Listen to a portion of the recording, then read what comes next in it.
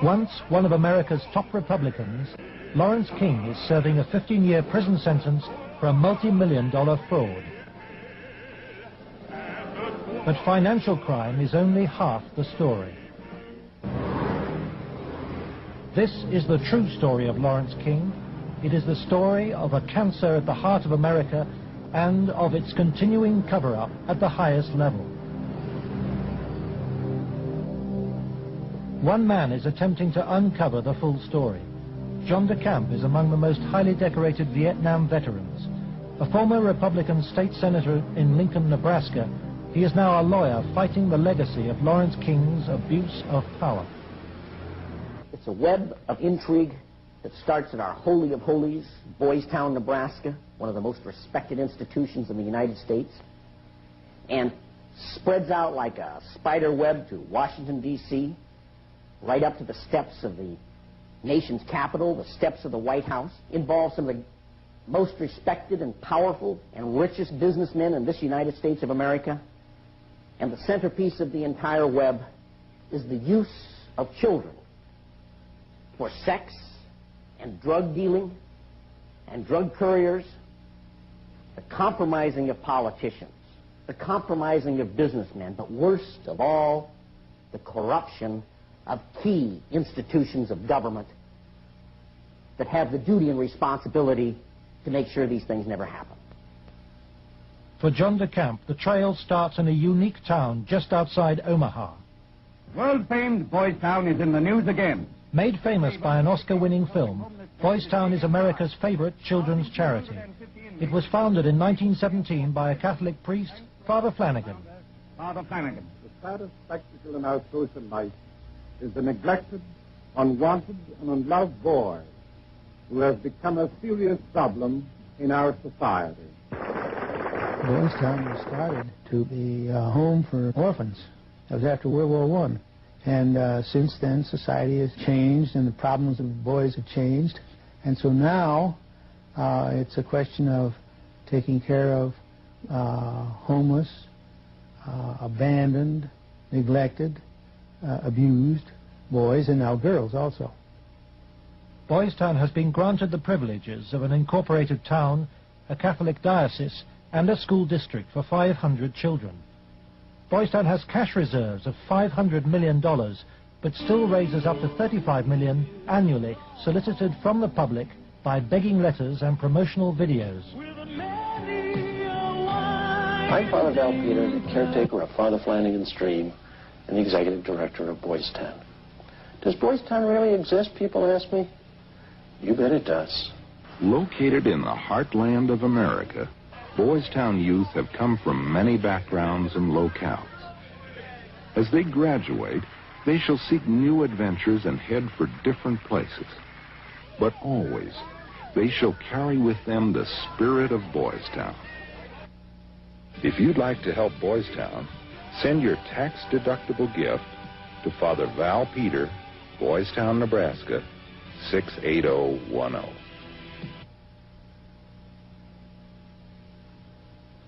Boys Town, for me, was the first thing I ever heard of when you think of institutions that you respect.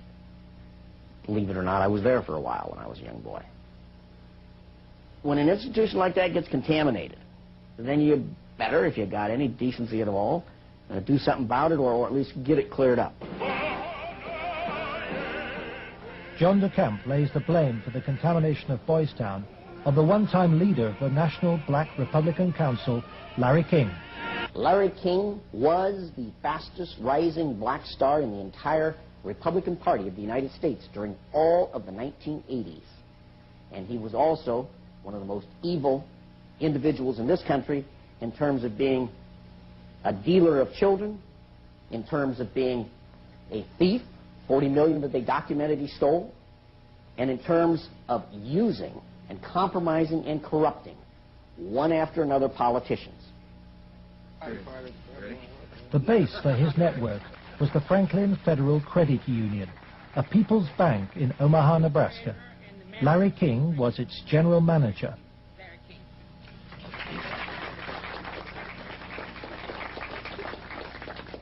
Thank you. This is especially an exciting day for me. Mr. King was a very charismatic person. When he came to the credit union, he was brought in because the credit union was actually failing. He did everything to build the credit union.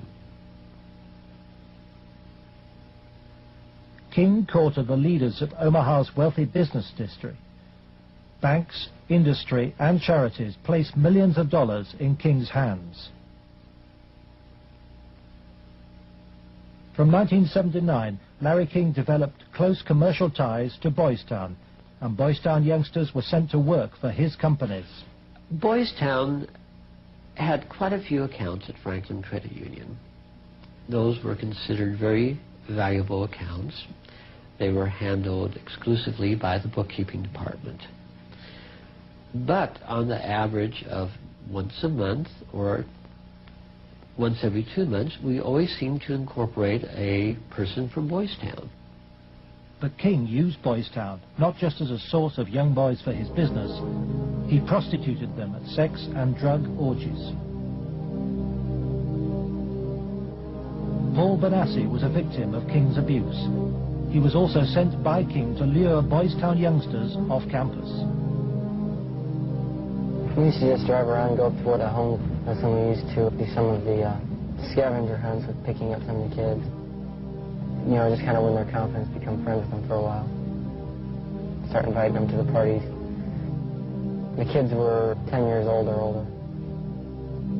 In 1986, King's plundering of Boys Town was reported by staff to its chief executive, Father Val Peter. Subsequent testimony proves that he carried out his own investigation, but that King's victims refused to talk to him. Monsignor Hupp now blames himself for Boys Town's association with Larry King.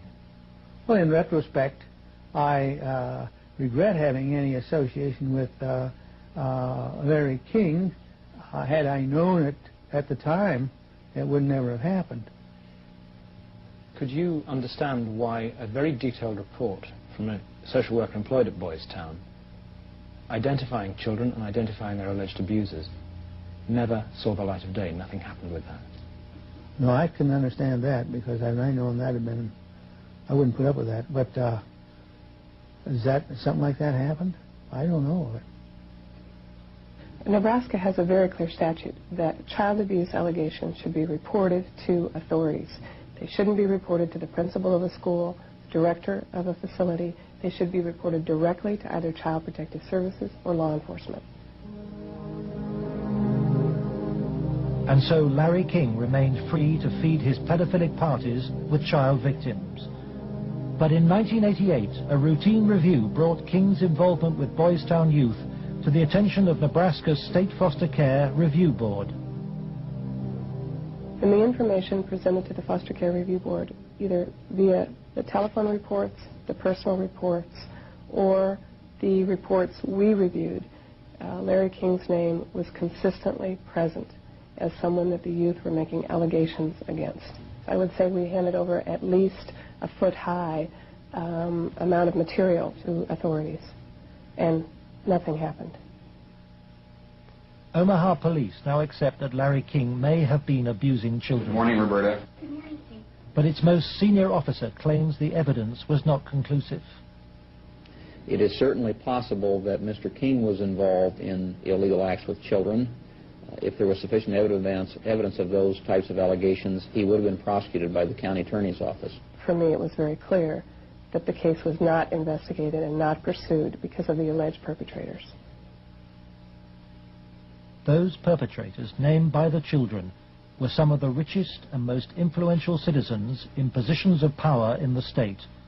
Men prominent in industry, politics, the media, even the police.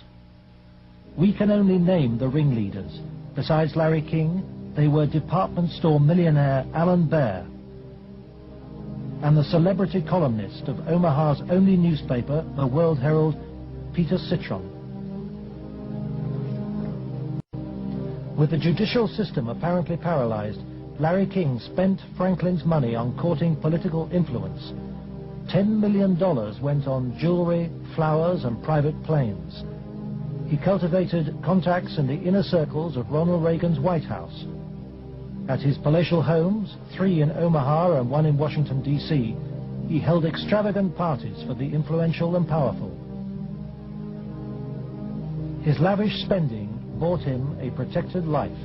Larry King was constantly heralded, cheered, applauded in the news media as the great businessman that's helping the poor people, the black community of Omaha.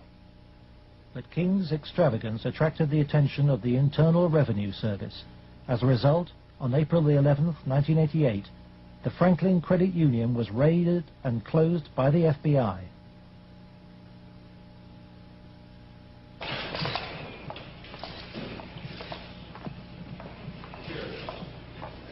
King was arrested, and the federal investigation showed he had stolen $40 million from Franklin. Documents we possess reveal the FBI interviewed many of the victims of Larry King's sex ring, but no action was taken. In November 1988, Nebraska's state government set up a parallel investigation into Larry King. A legislative committee was formed. Its chairman was the Republican head of Nebraska's Banking Committee, corn farmer and state senator Lawrence Schmidt. Immediately, anonymous threats began. I received a phone call on the floor of the legislature. The caller did not identify himself, but he said, "Lauren, you do not want to have an investigation of the Franklin Federal Credit Union." And I asked who I was speaking to, and they said, "That doesn't matter, but you shouldn't have that investigation." And I said, "Well, why not?" He said, "It will reach to the highest levels of the Republican Party, and we're both good Republicans." Undeterred, the committee began their investigations, and the money trail led quickly to the original allegations of child abuse. Carolyn Stitt was one of the first to testify. The night before we testified before the legislative committee, I did receive a phone call at home that said, "If you speak, you won't live to regret it." To protect the inquiry, Schmidt's committee hired special legal counsel and full-time professional investigators Gary Caradori and Karen Ormiston. I said, "We do not want you to bring to the committee rumors, innuendos, nothing that cannot be backed up with facts." I said, "Bring to the committee that which we can take to a prosecutor." The investigators found new victims of King's pedophile network, many on the streets of Omaha. The picture they built up was of a large ring of rich and powerful pedophiles. Many named the same men as those involved with the Boys Town cases 3 years earlier. They were telling us about prominent people in Omaha and elsewhere that were abusing children at parties. The prominent citizens' names that originally came up were of concern to me because I knew many of those individuals, and I very frankly was shocked to have those names show up on the list. To provide the committee with hard evidence, the investigators recorded their new witnesses on videotape. Paul Bonacci had been the victim of abuse since he was 8. He was present at many of Larry King's sex parties. Caradori traced him to the county jail. He had been convicted of fondling his young cousin. Who were some of these people that would come to these parties? He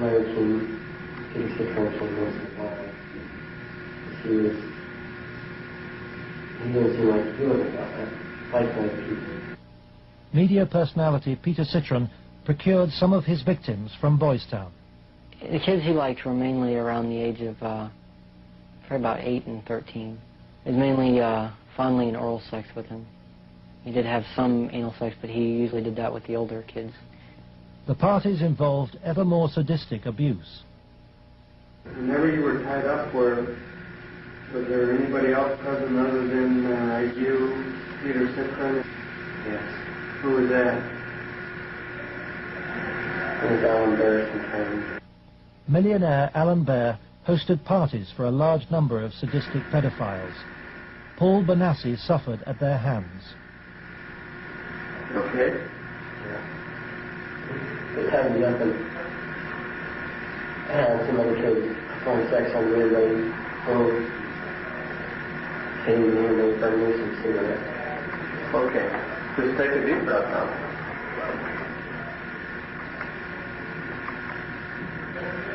And cross control Bonner. Troy Bonner would tie you up? He was there. Troy Bonner was found by the investigators and his videotaped testimony taken under oath. I was shocked when I walked in. There was a kid, I would say about 15 years old, out in the middle of the room. One guy was standing in front of him. He was bent over, and the other guy was like reaching under him, playing with his nipples, while a guy whom Jeff told me was a police officer shoving beads up his rectum. The police officer was shoving beads up his rectum? Yes. Bonner named Alan Bear as the man who introduced him to the sex parties. Alan Bear was a sick fuck. Didn't care, wanted sex, nasty, I don't even know if you can call it sex. Everything, I mean, from just, touching to fruit, squash, huge squash, that big around, stuck into you, into your ass, heat things, hot things, poked at you and stuck in you. But the center of the child sex ring was Larry King. Larry King was the same kind of sick fuck Alan Bear was, except Larry King was more violent, more sure of himself.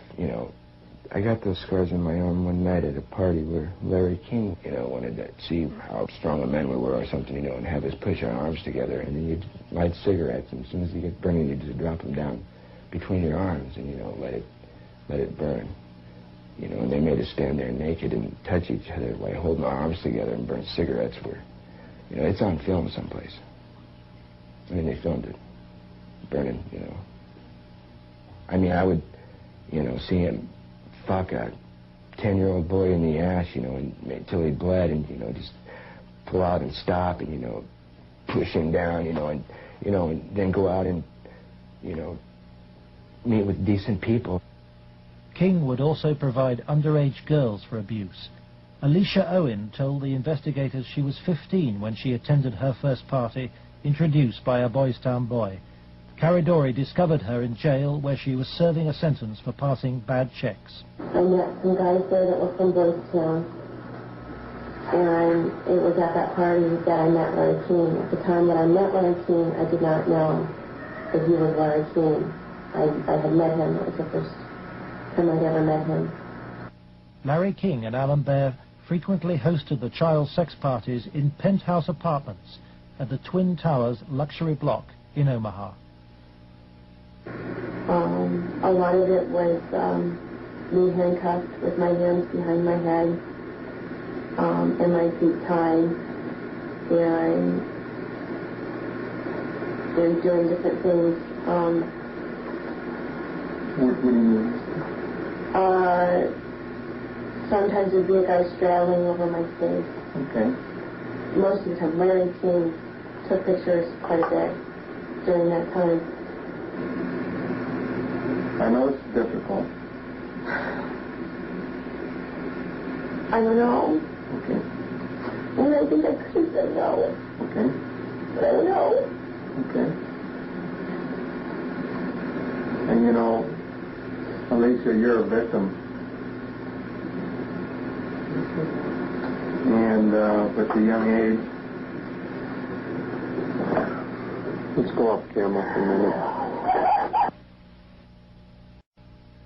We were appalled. Appalled. I don't even know if it comes across on the video the way it came across to us in person. It was incredible. It's incredible what these kids went through, I think. Larry King was also here. He came in and we drank and did cocaine. I didn't do much. He turned me on to what Larry King did. Drugs was a strong part of how they got control of some of the kids, because that's what some of the kids were there to get. They would do the sexual acts and then be provided with cocaine or whatever type of drug they wanted. Heroin, you know, I don't know, but that was my drug of choice. You know, till this day I remain an addict. You know. And those of us that didn't like to be involved and didn't want to be involved were threatened. Oh, so and who would do these threatening remarks? Larry King. Do you think Larry King personally did? I think he did. And when they threatened, you know, that I can go find somebody that will kill you, and it will kill your family, you didn't tell anybody. Larry King was, I would say, the center of transporting the children around the country. The airplanes were usually in his name, at least in his name. They were paid for by Larry King. We met them in Pasadena. Met who in Pasadena? We met, Larry King was there. There was 3 boys that I had seen at one of the receptions at the country cafe were there. And I'm almost positive they were Boys Town boys. Almost positive. They were there. You mean graduates of Boys Town or present? I think they were present because they were young. Well, how would they get away for a long period of time? I have no idea. Okay. Boys Town came up frequently during the investigation, but we found it very difficult to get information about Boys Town. I was not able to find any information on my visit there, and Mr. Caradori could not get information either. Boys Town today remains unwilling to discuss its involvement with Larry King. We were banned from filming at Boys Town, and its public affairs officer refused any interviews. I would have to give you a flat no. I'm just going to tell you at this point that we will not participate with you. We have no interest in talking to you folks. It's something that we don't even care to delve into.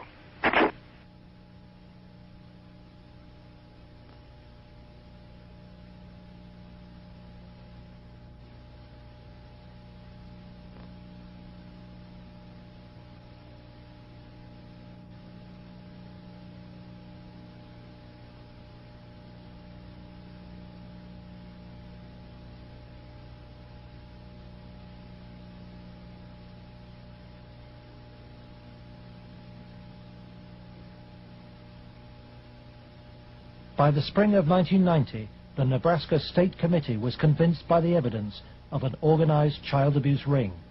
Its chairman, Lawrence Schmidt, sought the advice of his lawyer, John DeCamp. On his advice, Schmidt turned over all the sworn evidence to the FBI.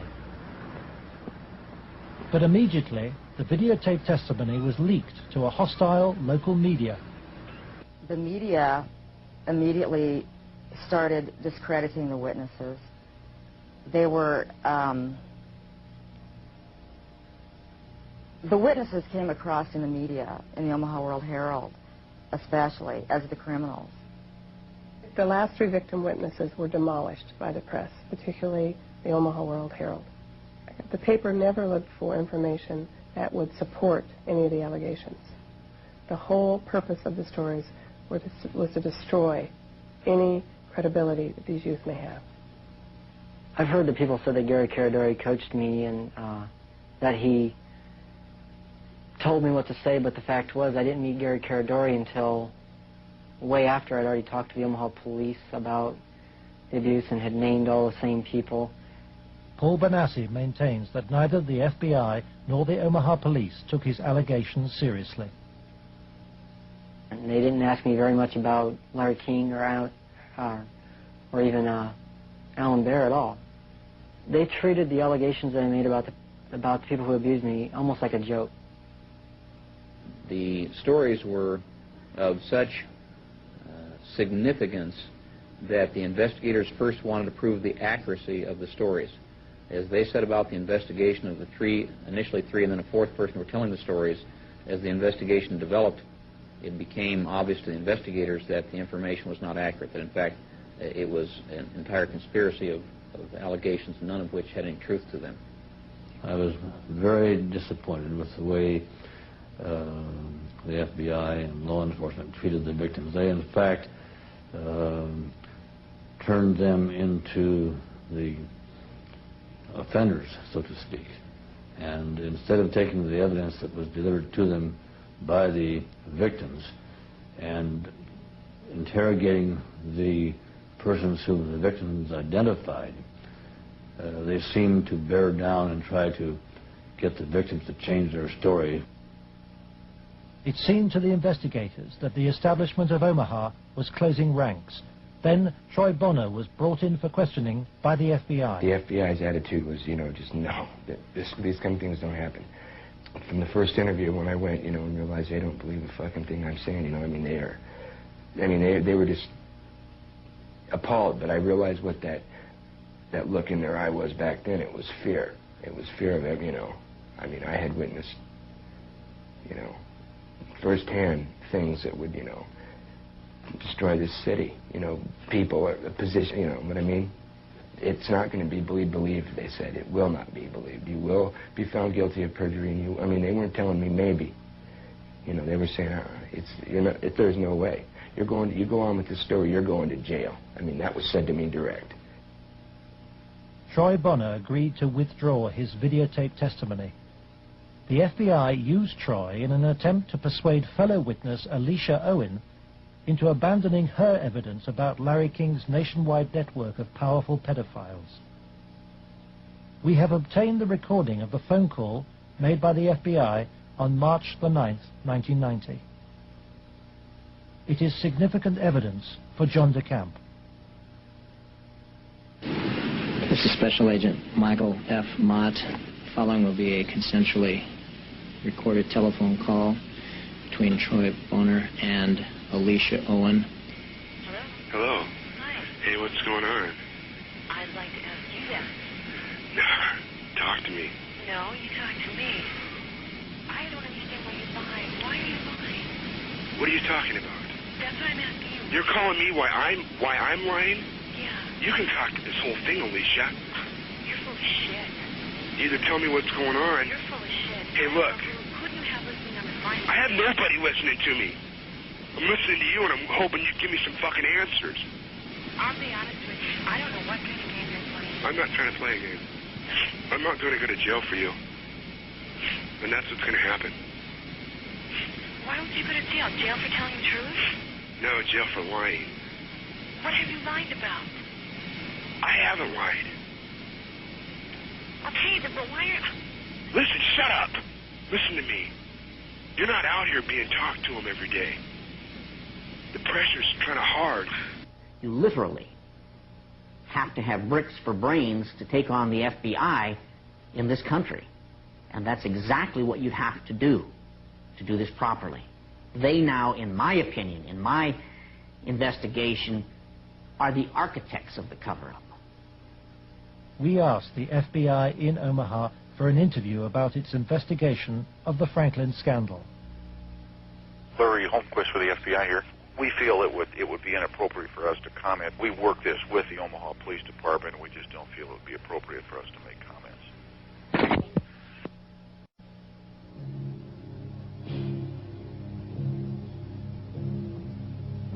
As the investigators sought out new witnesses, they found themselves under constant threat. Gary was threatened several times. His vehicles were tampered with. I would think whoever tampered with them, it was a scare tactic because it was so obvious that they were being tampered with. Gary got, there was one piece of evidence I know he got that he even said he got one step ahead of him this time. He told us about this book. It was like addresses, telephone numbers, names. He said if they knew he had it, they'd kill him. On July the 11th, 1990, Gary Caradori and his 8-year-old son AJ were flying home from Chicago in his light aircraft. They had watched the All-Star baseball game, and Caradori had been pursuing new leads. Investigators from the National Transportation Safety Board are in Harold Cameron's cornfield trying to determine what caused this private plane to crash, killing its 2 occupants. The bodies of Gary Caradori and 8-year-old AJ were found in the wreckage. National Transportation Safety Board investigators say wreckage from the crash is apparently strewn over a 3/4 to 1 mile long stretch in this field. The fact that the wreckage is scattered over a large area certainly demonstrates that it did break up in flight. The exact mechanism of breakup yet is still unknown. The federal investigation was never able to discover what tore the plane apart. There are things missing from the plane. His briefcase is missing. I think the plane was sabotaged. There's no doubt in my mind. Within 24 hours of the tragedy, all Caradori's records were impounded by the FBI. Gary's widow, Sandy, is still unable to come to terms with her loss. As a mother, I don't want to ever think that somebody murdered my child, let alone my husband. But I think if you'd ever talk to any parent, be it mother or father, who's ever lost a child, I mean, the worst thing that you can think of is that somebody would want to murder a child. I really feel that somebody killed my brother. And inside me, I know that somebody killed my brother. If somebody could help us out somewhere, somebody knows something. And may God help those who did that to him and his family. The effect of Gary's crash on the investigation, I think, in effect, put an end to anybody else coming forward. There are many victims. We knew of more. There are more. They're still out there. They're afraid to come forward. That's when I was finished, because I figured out if they murdered Gary and his son, there was nothing that would stop them. There was no piece of paper. There was nothing we could come up with that was going to get anything done.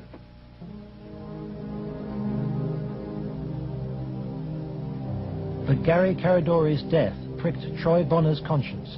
He promised Sandy that he would tell Senator Schmidt's committee about the FBI's pressure which led him to lie. I set the record straight. I was, going to do it. And would, the truth would come out, and somebody would be held accountable for his death. And then at the funeral I had seen, FBI guys, and they looked at me. I was supposed to meet Senator Obetz and Schmidt for lunch after the funeral. And, that's when I decided, I told my mom, we're not going to do the lunch. We're going to hightail it out of Lincoln now. Troy Bonner claims that pressure from the FBI and with the assistance of the county attorney's office in Omaha led him to swear a new statement claiming that he and Alicia Owen had concocted the entire child abuse story. He told this story to the grand jury formed to bring any charges. On July the 23rd, 1990, the grand jury issued a bizarre and contradictory report. It indicted Larry King for fraud and embezzlement and ruled that he had paid young men for sex, but dismissed allegations about his sex ring. It indicted Alan Baer for the serious offense of pandering for sex, but rejected evidence linking him to King or to Citron, whom it noted had been convicted of separate child molestation charges. It accepted that Troy, Alicia, and Paul Bonacci had been abused, but not by the people they identified. And for refusing to withdraw her evidence, it charged Alicia Owen with perjury.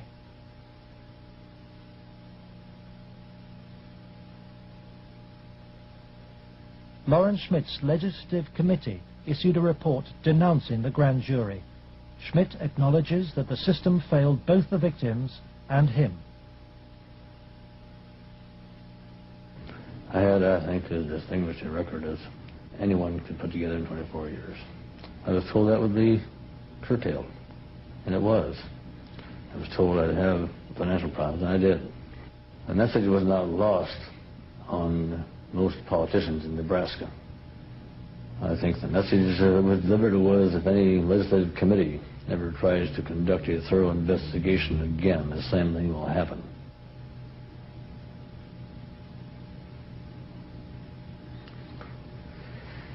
It has shaken my faith in the institutions of government. I used to be a firm believer that the system would work, and that people who did things wrong would be punished. And we discovered victims who claimed to have been abused and who the grand jury acknowledged had been abused. But they did not try to find out who had abused those individuals. Instead, they convicted Alicia Owen of perjury. Indefensible from my point of view.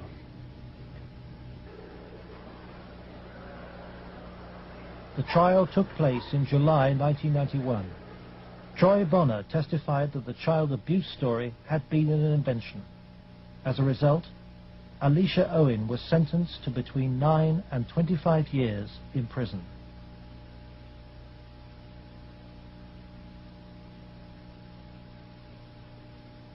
I can't find a case in the history of this country where some kid got sentenced to 25 or 30 years in prison for something like this.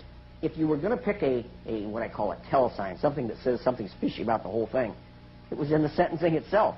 For some reason, they had to send a signal to every kid who was a potential witness. My opinion again. A signal so loud and clear, if you dare to come forward, if you dare to talk, watch what happens.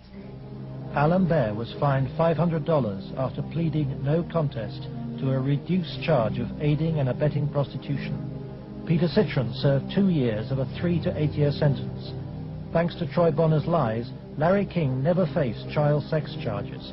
For the $40 million fraud, he was given a 15-year sentence, 10 years less than Alicia Owen. I feel really sick. I should be taken out and shot for doing that. And if that was to happen, I would go willingly.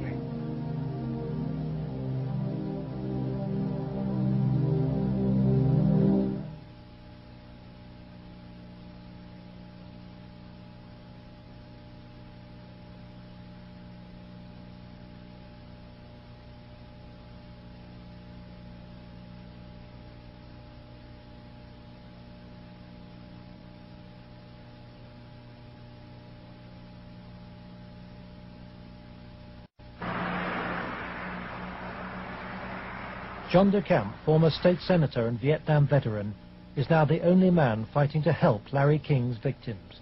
He is the lawyer trying to overturn Alicia Owen's conviction and to expose the cover-up. I live in Nebraska. Hell, I was born here, raised here. I have 4 kids growing up here. Like it or not, it's my heritage, you know. Well, if it's a dirty cesspool that I got to live in or look back on that I left, that ain't good. The real cost, if I were going to say to my family, has been the fear and intimidation it's put in some of the kids. A couple of the kids are really, really frightened and really had some sleeping problems over, you know, here, this or that. So that's been the real concern I've had. John has received anonymous threats and has turned for advice to his friend and one-time boss, former head of the CIA, William Colby. Old Bill Colby told me better than anything. The one thing the bad people can't afford is publicity, and knocking you off right now or doing something obvious to one of your kids would bring them more trouble than it's worth. I said, you have to consider the possibility of some danger to not only your reputation, but to your person. I mean, people do react rather violently to some kinds of charges, or particularly if they're true, there's more apt to be a negative reaction than if they're false. If they're false charges, then they can be reacted to in a normal way, by a libel suit or whatever. But if there's truth in it, there can be a danger in that situation. We've seen that happen in other cases.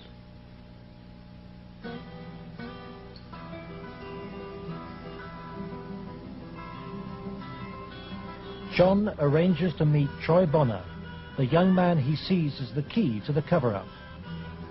He's in great danger. The reason is he carries the secret, so to speak. He served his purpose for the FBI and others by committing the lies that put the seal on the cover-up. He knows that Troy's evidence will be crucial to Alicia Owen's case, and Troy wants to tell the truth, despite very real fears. My fears are that, I'm not going to be believed again. It's just, going to be a whole other kind of exploitation like it was last time. And afraid that that's going to happen, or, I might end up dead, or a loved one might end up dead. Troy has an overriding reason for putting the record straight. Maybe somebody has a better idea. I want this to go forward and have something done so that all those other kids who a lot worse things have happened to can come forward and see that action can be taken. You have to, if you want to protect yourself and your life and your family's life, both now and particularly in the future, is to use the institutions of government that have been set up to protect you and make them work. That means you go into federal court, you go after the people that have done this cover-up, and you expose it so there's no longer any percentage on their part in eliminating you because the secret's out. Yeah, that's why we're here today, to let it out. John's advice to Troy to tell the truth in court puts him at risk of prosecution by the county attorney's office. Potentially, they could decide to charge him with perjury, because now he is telling that they forced me to lie. I did lie at Alicia's trial. I did lie before the grand jury. I did it because the authorities were forcing me to do it, and I was scared for my family. Potentially, they could charge him with perjury this time. Troy's appearance in court will keep Alicia Owen out of prison. She's on bail while DeCamp appeals against her perjury conviction. As her hearing approaches, vital new evidence emerges. Alicia claims that some of Troy's videotaped testimony was withheld from the grand jury which indicted her. The tapes that were shown to the grand jury had been edited. Everything that matched Troy's statement Shown. that matched mine Because I know it's was raised. edited out. And I think maybe one of the things we want to do is show the judge specifically how, where these, little 5-minute segments of, look, this tape says this, and then show him it isn't in this tape, and this is the tape the grand jury saw. I'm going to attempt to get these tapes, and we'll see what happens next. But to obtain the tapes, DeCamp must approach some of the very officials he has accused in court of being involved in the cover-up, the county attorney's office which ran the grand jury. In the good old Alicia Owen case, 127-194, I'm trying to get the evidence, the tapes and the transcripts of Troy and Danny. Troy Bonacci. He had that up here once. Yeah. Look at the county attorneys. They have all the bills up there. Oh. Robert. Let me guess, Robert Siegler has them. Robert Siegler is the prosecuting attorney trying to send Alicia Owen back to prison. After lengthy negotiations, DeCamp emerges with the tapes the grand jury never saw. I went with $4,000, about $4,000 of cocaine. Okay, and what airline? In more than 2 hours of taped testimony, Troy details trips across America on behalf of Larry King and Alan Baer. Trips for drug deals and sex. It corroborates Alicia's evidence. Fort Worth, like an hour, and then a big plane from Dallas to Los Angeles. Did anybody go with you? Alicia Owen. For John DeCamp, this is the proof of the King sex ring for which he has been waiting. Here it is. So to speak, the smoking gun that they could go out and verify, the corroboration. In other words, the linkage to King that was denied. Cover-up. Organized, planned, deliberate cover-up. The courthouse, Wahoo, Nebraska. The hearing begins.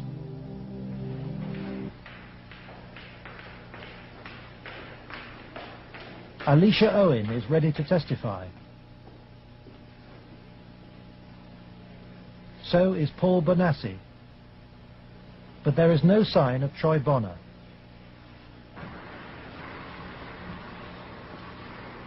DeCamp discovers that Robert Siegler has sent the young man a subpoena.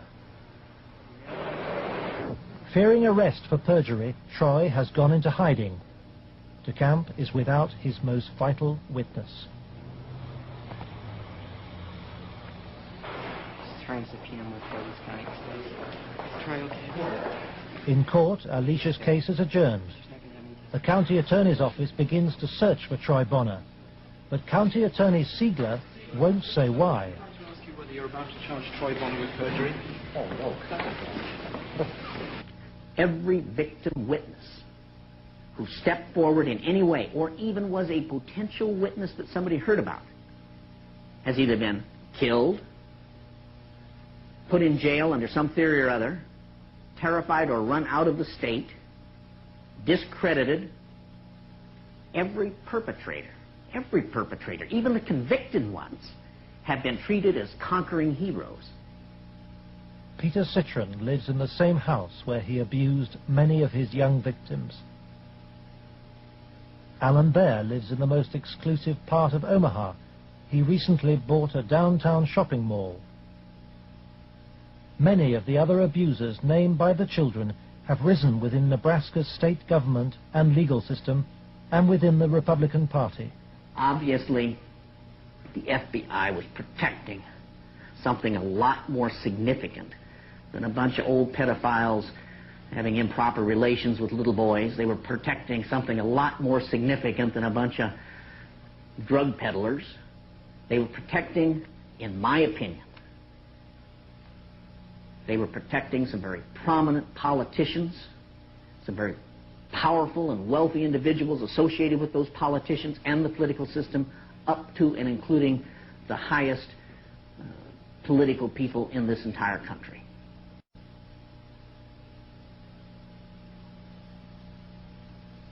In search of the men who protected Larry King, John DeCamp goes to Washington to investigate King's connections in the Republican Party and on Capitol Hill.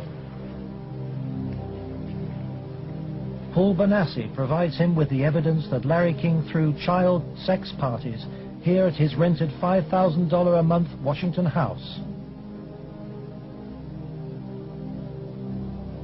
I was about 14, about 1981. At first it was about 3 or 4 times the first year. After that it was about once a month. Some of the parties, when they started off, were straight political type parties with no sex. And then when some of the men had left, some of the politicians had left, the ones that had planned on engaging in some type of sexual activity, that would come after the party. Some of the kids would be held downstairs in some of the rooms where if they acted up or if they started freaking out because of the drugs that they were on, they'd put them in a room that they couldn't get out of, and they would lock them in. What kind of drugs? Anything you wanted: cocaine, heroin, speedballs. You're telling me those speed. things were at these parties where you had Larry King and prominent politicians? Yes. Were they readily available to anybody at the party?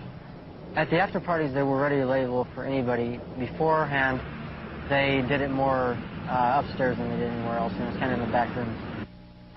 Were any attempts ever made that you know of to expose this situation?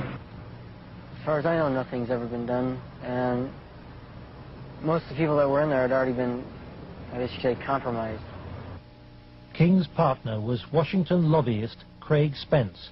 Spence took youngsters, including Bonacci, on private midnight tours of the White House. So you were in the White House then? Yes. And how did you gain access? Well, I came down with Larry King, but Craig Spence was the one that arranged the trip for us. And it was kind of a gift for our services that we were doing. How many times were you on this kind of a trip? I came to it on 2 times. 2 times. And were you used for sex on those occasions? Not until after we left. After you left the White House? Yeah. What time of night? It was usually around midnight.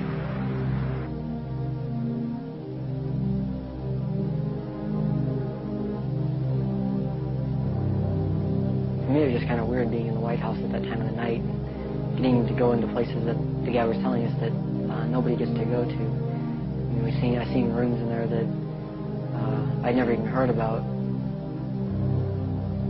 When Craig Spence and Larry King had a couple of groups. One was called Bodies by God, and they had the Cowboys, and there was another group that was started by Larry King, which was called the Golden Boys, which was kids that were usually under the age of approximately 10. Spencer's callboy network was investigated in 1989 by reporter Paul Rodriguez of the Washington Times. We had uncovered a series of allegations from some minors, and it led me to a callboy operation. Well, it sure fits with, this boy Paul Bonacci. And he tells a tale of being brought to the White House on occasion, kind of as a reward for the kid. Craig Spence's dad, he committed suicide. He had advanced stages of AIDS. He was an AIDS carrier, and he killed himself. This was the thing that always bothered me. They claimed it was the largest male prostitution ring in the city that they've ever had uncovered. It was $1 million a year minimum. Yeah. And yet they only prosecuted the operator, Henry Vinson, and 3 of his lieutenants, as it were. Mm-hmm. They never went after any of the Johns or the clients. This operation claimed to have clients that ran from the White House to the Capitol Hill to the State House to the churches, within the media. Exactly what Paul describes as the people he was with. And a lot of the stuff led there, but we couldn't quite nail it in all cases because, again, to accuse someone of high stature, you've got to be very careful. I understand. We were able to do it through the mother lode was provided us credit card receipts and canceled checks, and then lists of the clients. The prosecutors knew all this stuff. There was approximately 20,000 documents they had. They sealed the entire record by court order. And we've attempted on several occasions to unseal that, and we've been told it'll be a cold day in hell before those records ever get unsealed. And it makes me wonder what's in those records. Yeah.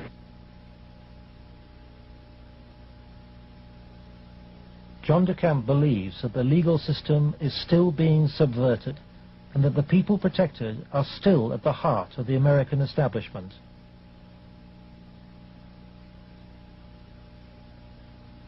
He hopes that this program will expose a serious miscarriage of justice, but the opposition is formidable. It's beyond belief that arguably the most powerful person in the world, the President of the United States, in the form of Richard Nixon, could not prevent the investigation of Watergate, or that President Reagan could not prevent the investigation of Iran-Contra. And yet somehow this group of unnamed, unknown, anonymous individuals in Omaha, Nebraska have such power they can control and protect all of these people from being investigated. Those allegations are ridiculous. Well, first of all, Nixon did cover up Watergate. Number one. Bush did cover up Iran-Contra, at least officially. And Omaha has successfully covered up this situation. In each case, it was the press that exposed the problem. It wasn't institutions of government. They had been corrupted. They had been compromised. They were the ones doing the cover-up. The Attorney General is now involved. DeCamp's evidence has been passed by William Colby to a senior lawyer in the Justice Department. He did say that the Attorney General's office would be very sensitive to any charges of abuse of children, that this was a matter of considerable priority to the department, that this sort of thing not take place, and that they would assign an officer to look into the case. For John DeCamp, the story of Larry King's corrupt empire holds a dire warning for all America.